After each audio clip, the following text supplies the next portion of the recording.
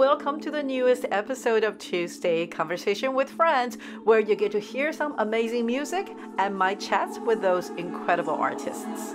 Don't forget to subscribe to this channel, to like this particular episode, and to get notification for future releases.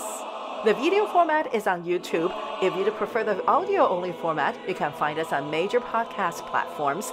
You will also be able to find social media links for myself as well as the guests on the show.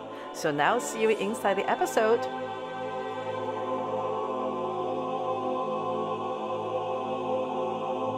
Hello everyone, welcome to Tuesday Conversation with Friends. Today, I have one of my personal college professor who has influenced me both personally as well as professionally, Dr. Donald Brinegar. How are you? I'm so fine. It's so good to reconnect with you and see how well you're doing and miss your beautiful voice singing in my choir, that's for sure.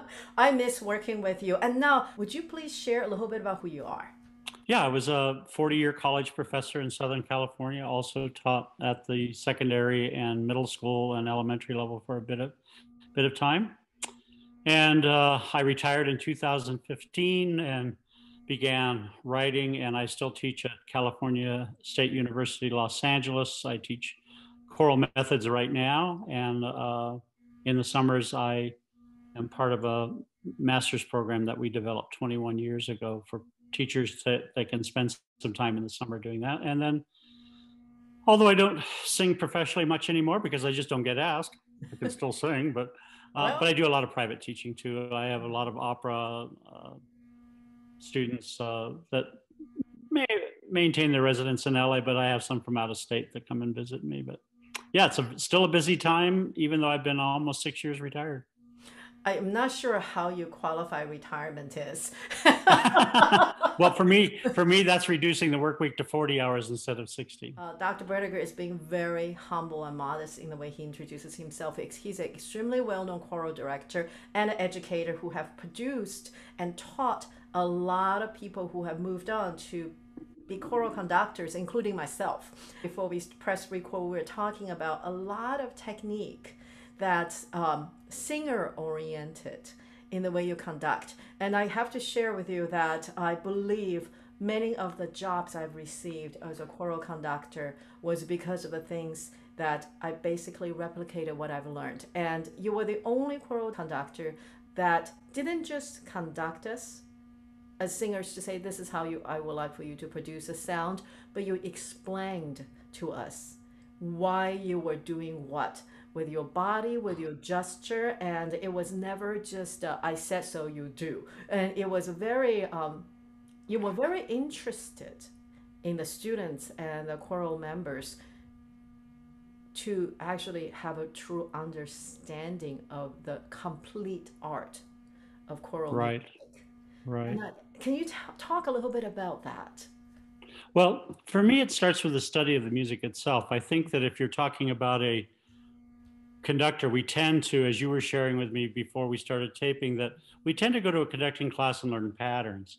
Right. And in my conducting classes, you don't learn patterns, you learn musical gestures. And that can turn into patterns. But it's like when we see a score and we see 3/4 and we immediately, our hands start going 1 2 3 1 2 3. Well, that doesn't represent the music in any way, shape, or form. Right. So for me, it was two-part. One, you have to have an understanding of the music, and second, you have to have an understanding of the instrument, which is the voice. Yes. And I didn't have the luxury of understanding just the tenor voice, which is mine.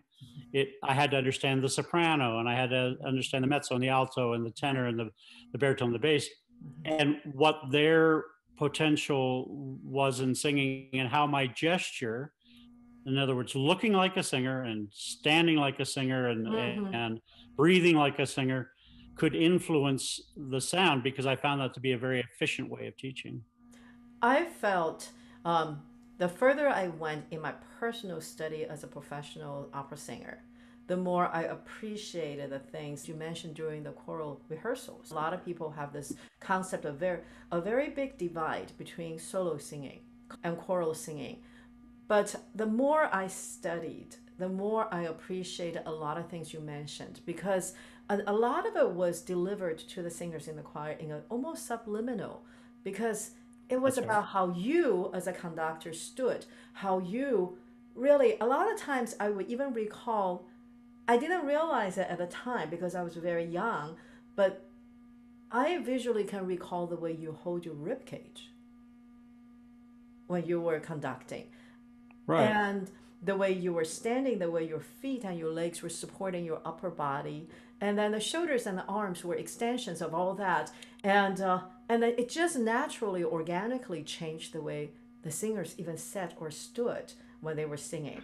Can you talk a little bit about how that became Yeah. And something so, that you understood? yeah. Mm-hmm. I'm so glad you said it that way because I see my arms as an extension of my inner thinking. There's actually a technical terminology that I teach my graduates, which is that we have to follow through of what our inner thinking is, our inner thinking about the music. So as a conductor, I'm generally a little bit ahead by almost a beat Right. in terms of their of where they are in the music. So I'm actually leading and not following. Right. Which means I actually have to be singing it. I have to be mentally singing it. And it means I have to incorporate the most efficient and most expressive ways in which I do sing it. Very much so. That's right.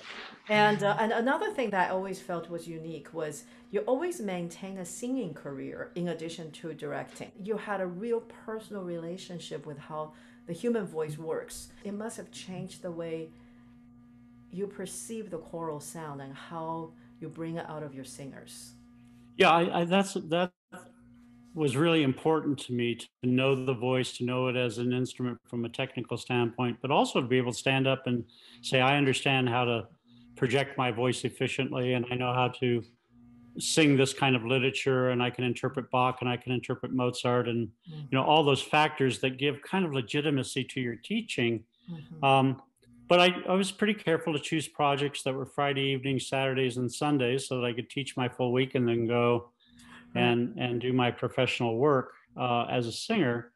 Um, but I was very fortunate that probably the three best choral people I worked with growing up were all people who appreciated solo singers and allowed you as a choral singer to sing.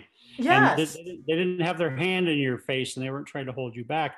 And I interpreted that as the notion of musical intention, that it is always healthful, it is always good when you have a very clear musical intention and an expressive intention. And that takes the notion of choral singing, suffocates your voice, and solo singing is for real singers, and all the nonsense that goes on, because I think there simply is a bit of lack of information. And so some of the best singers I know in the world sang choral music, but they generally allowed you to sing rather than worked so hard on the quote unquote blend. It's a word, by the way, blend, that I've never used in any of my choirs, even though my choirs are known for their blend. Yeah, generally speaking, means taking something out of your voice, like take the vibrato out or sing with a straight tone, things you never heard me say. But Right. if I say, I want this to be in tune and I want you to agree on a vowel, you're going to modify your vowel to do that right from the beginning. So it's me saying to you, I believe you're a musician. I believe you have good taste. I believe you have awareness. So therefore, let's use those tools to create a good ensemble, rather than saying, I don't want any vibrato, or I want you to, blah, blah, blah. Kind of the negative way of going about creating sound. Felt as a young singer, it was a very empowering experience singing with your chorus. I Thank you. always, it was so true. I always felt like I could sing, I could be free, even though I was making music with a lot of other people with a joint collect consciousness of a musical idea. But That's it. But I always felt free, and I always felt oddly flexible.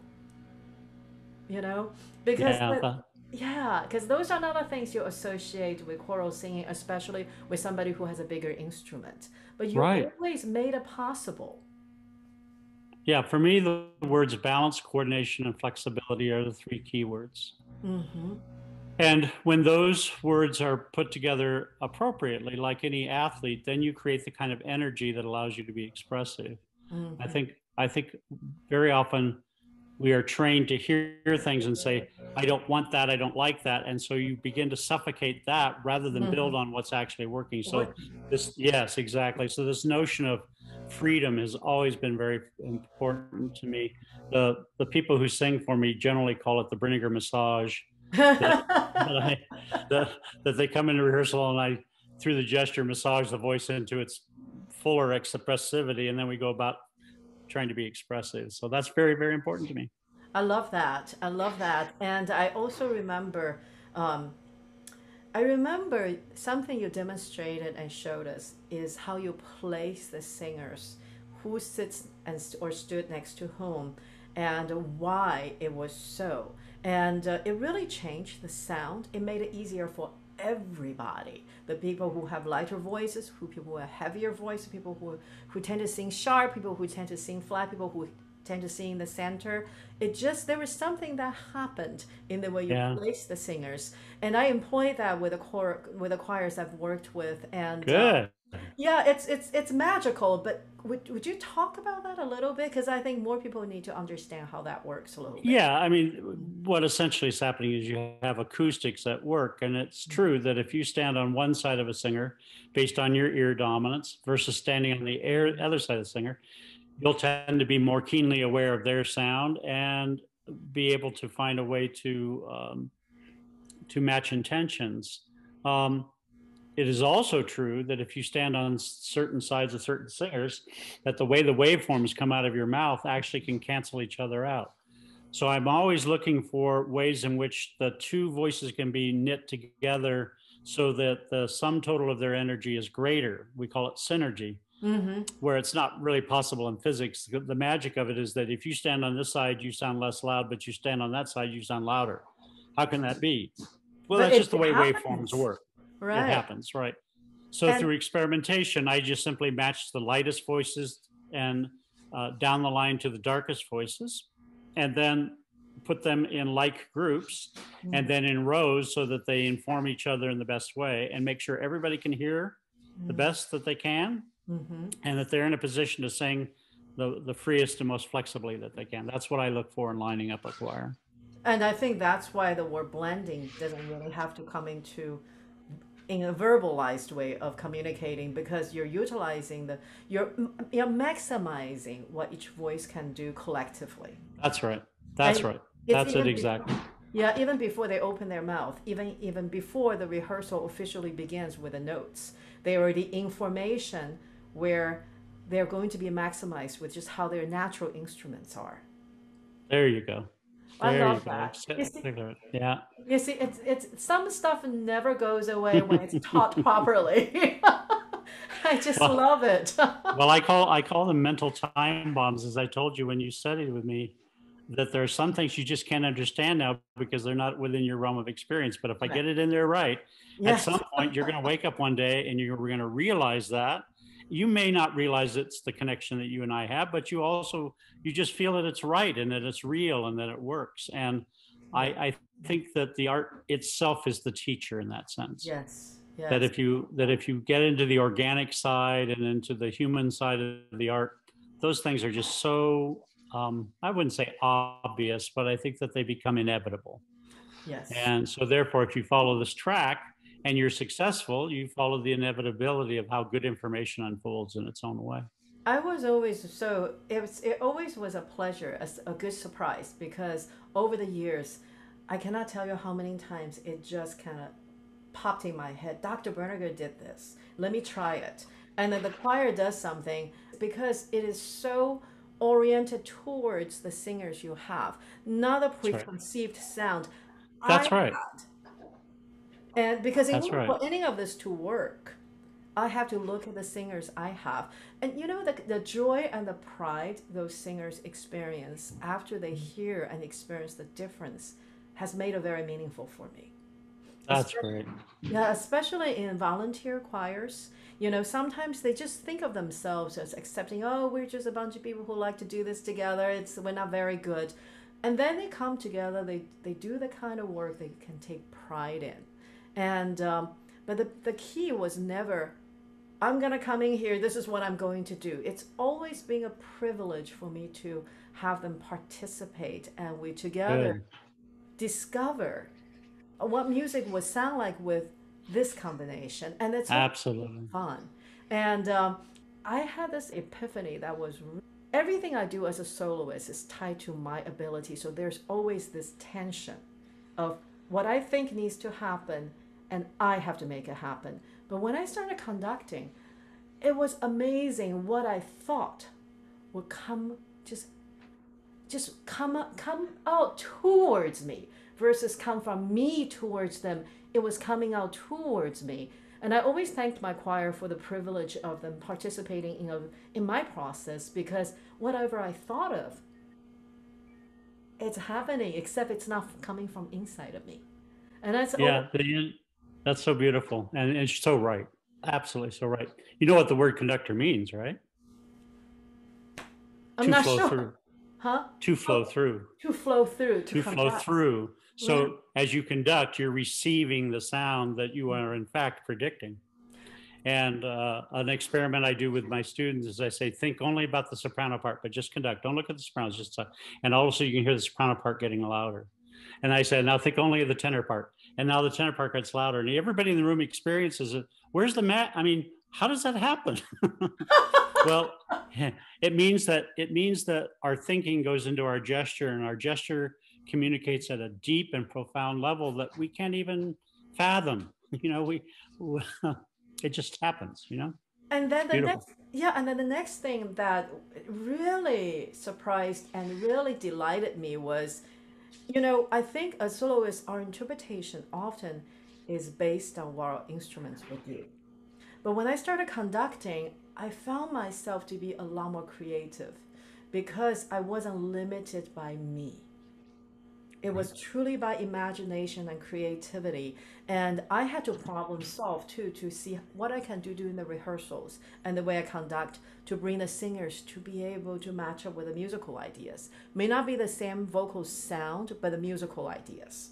And Right. I found myself became a lot more colorful and creative as a soloist because of conducting.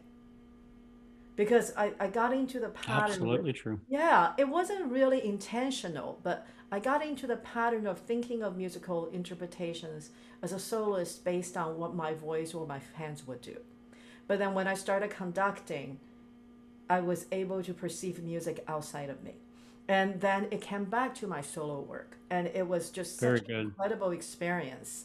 And so I want to thank you because I feel you've given me a gift for life, and it's just been amazing. Such a joy to see how you're using it so beautifully and understand it so completely. It's great. And now I want to go further back into your life. We're going to travel through the time and the time machine, because I've seen some of my colleagues and now some of the younger students I work with. They're responsible musicians who want to do the right things and who want to make a living doing music. So they go into teaching secondary school systems.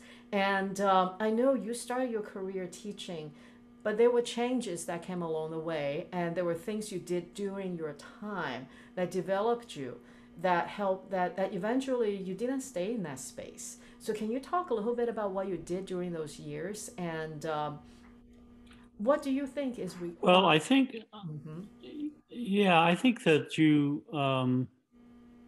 we kind of follow things a little bit haphazardly. I think many of us, when we go to college and study music, want to be the soloist or the featured performer. I started teaching very early. I was a trumpet major in college when I started, and I was teaching trumpet to junior high school kids when I was in high school. Basically just sharing and charging a very nominal rate. And but I so enjoyed seeing someone understand something, and I began to know that if I understood it, then I had a pathway for them to understand it, and if they understood it well, then that was realized success, right? Right. And I taught elementary school for the LA School District for 1 year. We were actually practice teachers, but they didn't have enough teachers, so they actually just had us teach the classes. And the supervisor wanted me to continue to teach elementary school, but my mind was, I'd rather do high school. That's really where I want to be. And I was fortunate to get hired into a high school, junior middle school. During that time, then your voice starts to develop. Right. How your voice starts to develop at 25, 26. And I began to see the potential that maybe I could be a soloist also. So I went back to school and studied very seriously opera and voice. And then began to realize it really wasn't a practical thing. At that same time, I got hired by Pasadena City College. And now I was a college professor and I had to measure up to that. So there are other skills that I needed to get, including understanding my conducting better. So I went back to school and got advanced degrees to better understand the whole conducting thing, which was I was doing more naturally and intuitive than I was doing by conscious practice. And so there was always this kind of push and pull between being a soloist and being a conductor and being a teacher and bringing home a check and making sure that, you know, there was bread on the table and all that. So I don't think that I was intentional in a certain way of saying, I'm going to do this and it has to be this. And if it's not this, then I'm a failure. As much as I just followed success. Wherever I was successful, I tended to incorporate that. So there was right. That's right. There's church music and a community chorale and the schools and things like that. And all of a sudden you're 65 years old, you know, and Where did the time go? what happened to the time? Right? You spend all this time. I was almost 40 years at Pasadena City College. It's hard to believe. Shocking, right? I know. Time just flies by. I know, but yeah, focusing on the clients and focusing on their success is really the reward. You know, spending time with you, hearing what you're doing is the reward to what you have done. It's not something you can put in monetary terms. It's something you put in just human value terms and cultural terms and spiritual terms. And so the answer fully to your question is follow your heart, do what you want to do, become the best musician you can and work on that every day. Just get better and better and better. And things will take care of themselves. We need fantastic teachers at the middle school, high school level, and they should be the very best musicians. They should be the very best musicians. Absolutely, because the students are at that very important time where they need good information. So, yes, you know, I tell choir directors all the time, the choir can't be better than you are as a musician. That's right. And you know, it's interesting because Southern California is very unique and different from other parts of the country in the sense that the demographic of the families whose kids go to the public schools, you're going to have a lot of kids by the time they reach middle school. They have already had years and hundreds of hours of lessons and practice in music. That's right. And if the teachers cannot guide those young minds who are actually rather developed, then we can lose them. That's right. That's right. Generally speaking, we could put it on the other end. Sometimes as teachers, we burn out. Yes. And we burn out because our ideas no longer, you know, grow things. They no longer develop. And the clientele we're working with seem uninterested in what we're sharing. It's at that moment. There's two things. One, when you feel like your ideas don't work, and two, when you're frustrated that you need to retool, you need to up your game, you need to get new information. And that's why if you work at becoming a better musician every day, it's, you know, pretty hard not to be on the growing curve at all time. You know, who was it? Pablo Casals that was overheard practicing, and someone says, "Why are you practicing so much?" And he says, "Well, I think I'm getting better." Exactly. I know. As musicians, we truly have to stay fluid. That's very true, and very open to the possibilities. And I think to encourage people is to stay singing, stay studying, stay active, and not only conduct your groups, but sing in somebody's group. Or, you know, there are a lot of universities around you where they need recital choirs. You know, do an event and keep yourself connected and networked. I think very important. Right. And now, speaking of lifestyle changes being fluid, you have been publishing books, and I'd like to talk a little bit about what happened when Dr. Brinegar stops going to the office every single day, working 60 hours. And well, it's not 60, it's 40. So we got the extra 20 hours a week. So what are you doing, and how did those books come about, and what are they about? I mean, I think we can guess what they're about, but really. Well, I took a special interest in how to help people match pitch, sing in tune, how the inner ear worked. And over years, that became a research and a study for me. And then finally, because I could do it so quickly and so efficiently, and people would come into my presence and say, how did you get them to go from here to here in 5 minutes? How did that happen? Yes. And I said, well, there's a procedure and there's a methodology and there's a way of going about it. And they say, well, what have you written about it? And I'd have to say, well, I haven't written anything about it. So I decided to sit down and write first about intonation and singing in tune and singing together in tune. And then I wrote a book, which was a companion to that, was how to teach this methodology, lesson plans and things like that. And then the third book was going to be a voice methods book, but I decided that because I was teaching so much conducting, it would be more practical for me to have a practicum on conducting. So I wrote literally in 3 months a book on conducting called Conducting Primer. And I followed that up and in 3 weeks wrote a book that did the exercises of all those things. In other words, how do you apply yourself and how do you exercise and do those things? And then the fifth book is an analysis book where you can actually do analysis of pieces based on the methodology that I've taught in the first two books, first two major books. And I have a series of 5 books now in the works that are all repertoire anthologies, 2 anthologies on the Western canon. So we take from medieval up till Brahms, and then from Brahms on to now, and which includes a lot of composers who are good friends of mine, like Lauridsen and Whitacre and Dan Forrest and people like that, that I wanted to make sure, Elaine Hagenberg that got exposure, Ellen Reed, who just recently won the Pulitzer.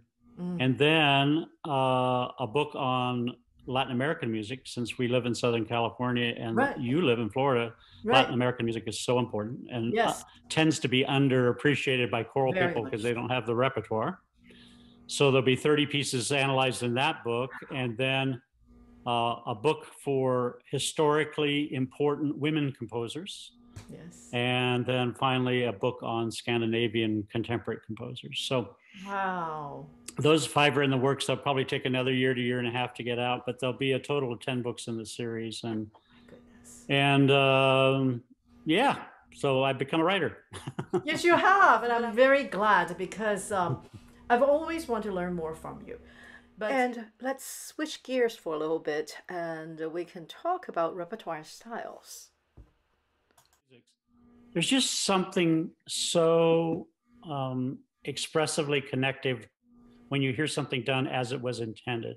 As it was. And I have a friend that works with children of foreign workers in the United States who don't speak English. And his work with them is to teach them American folk songs, because in the folk song, we carry the inflection and the rhythm of our language. For instance, American English is very close to The Farmer in the Dell.